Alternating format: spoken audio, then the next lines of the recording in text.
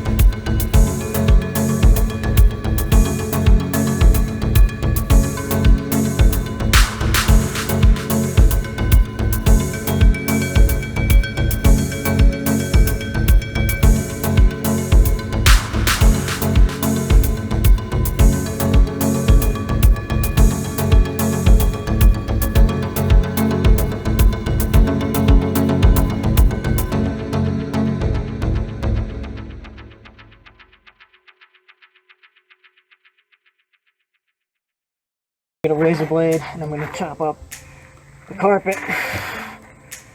The carpet is no good.